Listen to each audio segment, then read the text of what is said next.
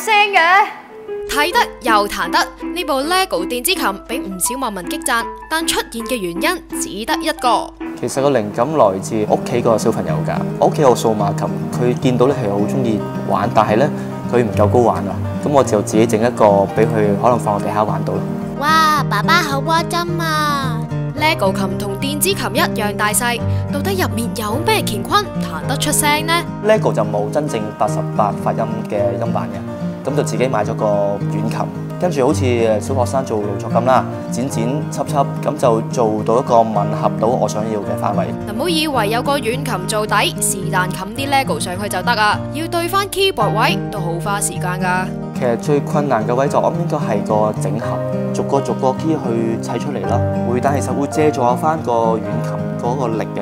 咁但係問題就係話，因為如果你歪咗喺斜咗咧，你撳啱嗰個 key 咧，你就做唔到回彈㗎。經過3個月努力，仔仔終於有琴玩，仲可以玩埋敲擊樂添。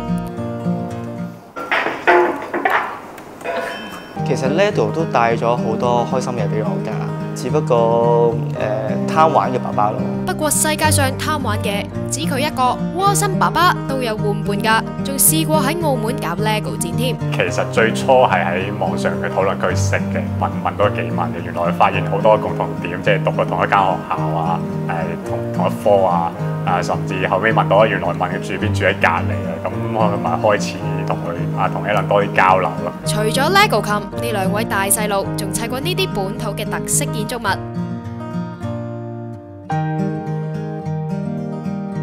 希望啲人除咗睇到呢個作品之外，自己都會去尋根究底，去探索翻呢個香港呢個城市到底以前係發生過一啲咩故事。